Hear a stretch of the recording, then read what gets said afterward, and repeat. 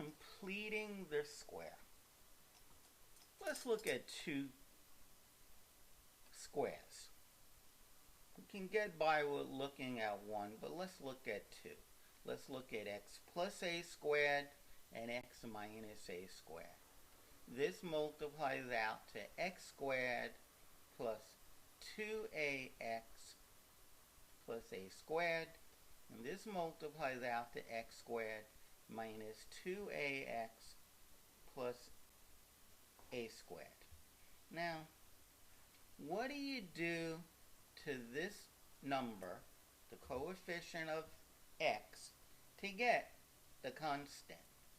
Well, if you take half of that number, which happens to be a, and then you square it, you get back, not get back, but you get the constant. If you take, assuming there's a 1 in front of the x squared, if you take half of the coefficient of x, that's what I'm doing here, you gave me a, and you square it, you get back a squared. If I take half of the coefficient of x, which is half of negative 2a, which is negative a, and I square it, I get the constant, a squared. And more importantly, what I'm squaring is what goes next to the a. When I'm squaring negative a, I meant to say that's what goes next to the x. When it's negative a that I'm squaring, I get x followed by negative a all squared. Okay, you understood this? Great. This is why what we're about to do works. So, suppose you have y is equal to x squared plus 7x plus 30. And you're asked to complete the square. The first thing you do is you separate the 30 from everything. Okay, that is, you put x squared plus 7x, leave a space in brackets, plus 30. Now, I want to take half of the coefficient of x and then square it. That is, I want to square 7 over 2, which is 49 over 4. This is what I have to add in that bracket. Well, to make things legit, I have to also take it away. Now, what's in those yellow brackets is something squared. It's always x followed by that number, 7 over 2. Now, 30, I like for it to be expressed as some number over 4. But that's easy. 4 times 30 is equal to 120. Okay, so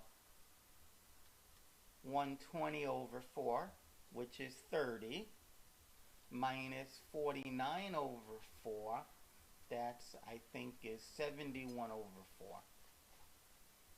plus 71 over 4. Now, when you're in this form, it's very easy to graph the function. Okay, so we completed the square, and now this is done. But in terms of graphing it, what makes that 0 is negative 7 halves, x equaling negative 7 halves, and what that says is 71 over 4. Now, if I were to ignore the shifts, this is just y equal x squared. So, I go to negative 7 over 2. I go up 71 over 4. I pretend for graphing purposes that this is my axes. and I draw an x squared graph, which means I go like that. Where did I cross the y-axis? When x is 0. So I just copy this down. 0 plus 7 halves squared plus 71 over 4. This is 0 plus 7 halves is 7 halves squared plus 71 over 4. This is 49 over 4 plus 71 over 4. This is 120 over 4 or 30. Okay, actually, I don't know why I bother doing that, because when it's in this form, you can read off the y-intercept. It's going to cross at 30. And there's my graph. There's my graph. If you complete the square, then it's easy to graph it. And if you're given the equation in long form, ax squared plus bx plus c, you can read off the y-intercept. If you were asked to graph this,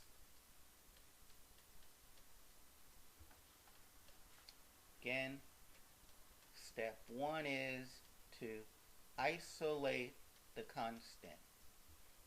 Now, for this pattern to work, taking half of the coefficient of x, etc., as I showed at the beginning, that only works when it's x, not 2x squared. So I am going to factor out or 2. And then I take half of positive 4 and I square it. And half for positive 4 is very important information. It's positive 2. And when I square it, I get 4. So I have to write plus 4 there. But I didn't add 4. I added 2 times 4, which is 8. So I have to take away 8. So it's 2 times, what I'm underlining is now a perfect square.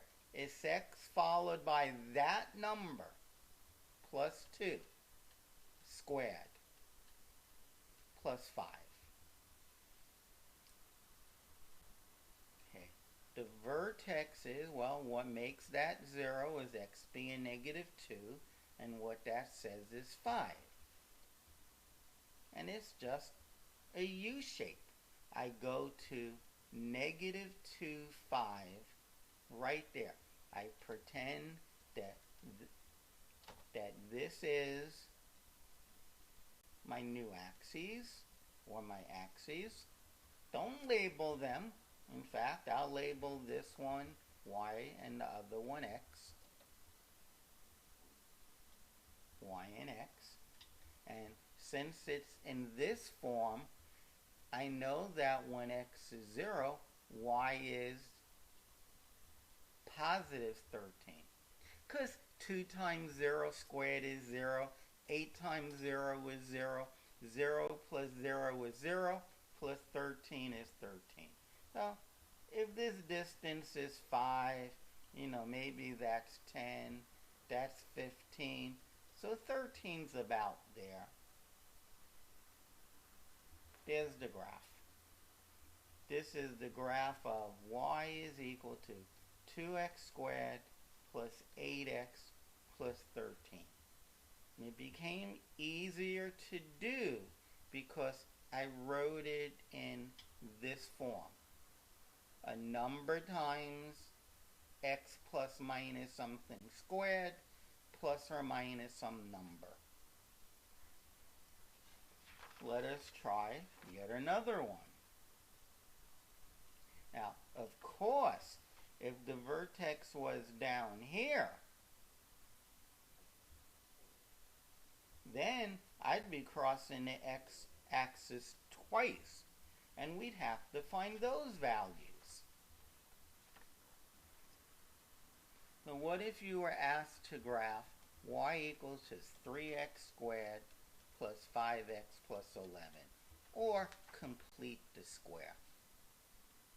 You have 3x squared plus 5x plus 11. Get that 11 away. Now, we need to factor out this negative 3. Negative 3 times x squared is negative 3x squared. Now, what do you multiply negative 3 by to get 5? Now, it's one thing to know how to solve a linear equation. It's a whole nother level of mathematical maturity to know how to come up with one. We'll call the unknown y. Negative 3 times y equals 5. Or if you want to say x, fine. So, you divide by negative 3. Let me write down the original problem. And then you get that this unknown is negative 5/3 x. Negative 5/3 x.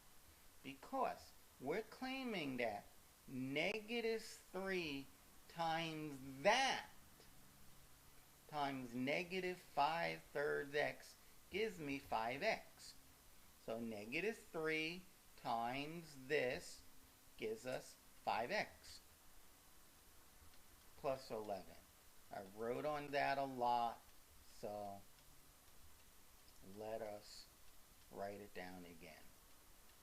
The question is, what do I add here? Since I'm squaring, it's always adding. So I take half of negative 5/3 and then I square it. But I need to know what half of that is. It's negative 5/6. And when I square that, I get 25 over 36. Okay, so I'm going to write 25 over 36. Now, how do I adjust what I just did? First, I need some space, so let me write the plus 11 a little bit closer. Well, I didn't add 25 over 36. I actually added negative 3 times 25 over 36, which happens to be negative 25 over 12. 3 goes into both of those numbers. That's negative 25 over 12. So I have to undo that by adding 25 over 12.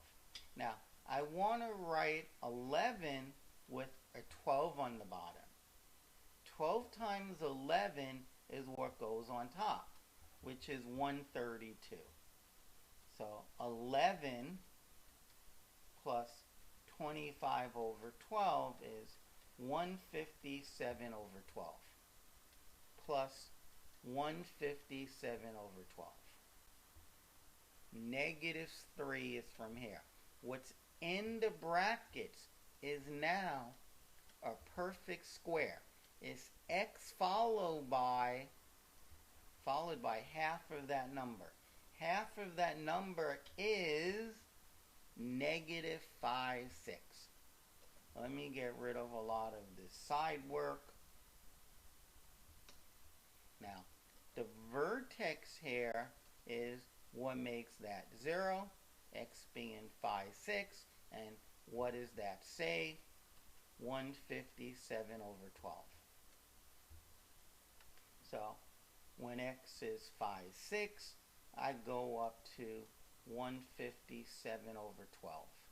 And at this point, I make believe that that is my new axis. Now, it's a positive x squared. No, it's a negative x squared graph. Okay, it's a negative x squared graph. That is, I'm going to be coming down. So I want to know where I'm going to hit the y-axis and where I'm going to hit the x-axis. It's probably best to answer those questions in that form. Okay, the y-intercept, that's when x is 0. So I have y is equal to negative 3 times 0 minus 5 over 6, which is negative 5 over 6 squared, plus 157 over 12. This is negative 3 times 5 squared over 6 squared, plus 157 over 12. 3 goes into 36 12 times. So we get negative 25 over 12 plus 157 over 12, which is 132 over 12. Am I doing this again? Okay, so I got the right answer, but a much quicker way to find the y-intercept would have been to say it's 11. Okay, so it's right here. Okay, so again, we didn't have to do that. We could have just gone here and say, oh, that is the y-intercept. Now, I want to find out where it crosses the axis, the x-axis. Now, I have two options at this point. I can find out when this is 0 in that form, or I can find out when this here is 0.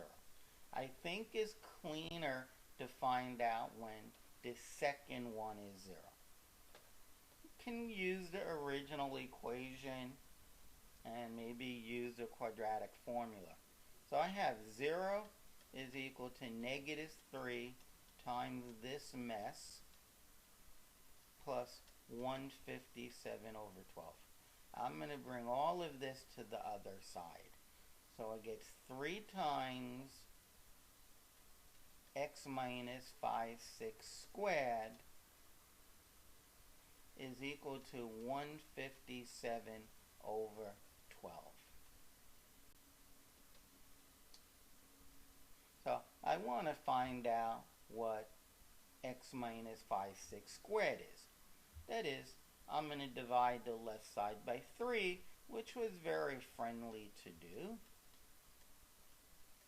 But it's less friendly on the right side. So I'm going to multiply by a third. And I get 157 over 36. Now, I don't care what's in here. What do I square to give me that number? Well, what I am squaring is that. But it has to equal plus or minus the square root of the right side. I do not know the square root of 157, but I do know the square root of 36. So x is 5 over 6 plus or minus the square root of 157, also over 6. So the x-intercepts are going to be at 5 plus the square root of 157 over 6 and 5 minus the square root of 157 over 6. Okay. So we go to our origin and we go like this and we go like that and we call this 5 plus the square root of 157 over 6 and this 5 minus the square root of 157 over 6. And there is your graph. I have the y-intercept, I have my two x-intercepts, and I have the vertex.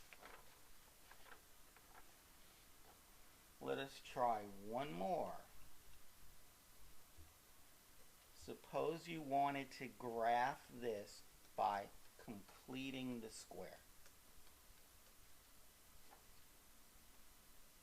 So it's 5x squared plus 12x minus 9.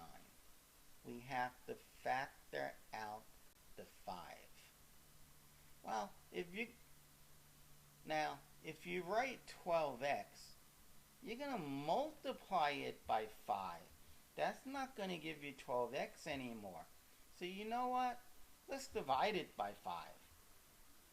The 5's will cancel out and I'll get 12x plus some unknown number minus 9. What is the unknown number? That is, what do I have to write in here? It's going to be 1/2 of positive 12/5 quantity squared. 2 goes into 12 6 times. So you get positive 6 over 5. Positive, that's important. Squared. You get 36 over 25. So I'm going to add 36 over 25. Well, that's what I'm going to write. But what I'm really adding is 5 times that. 5 times 36 over 25 is 36 over 5. Because 5 goes into both of those numbers 1 and 5 times. So that is what I added. So I need to take that away. So I have 5 times what's in the bracket is x followed by a number squared. Followed by a number.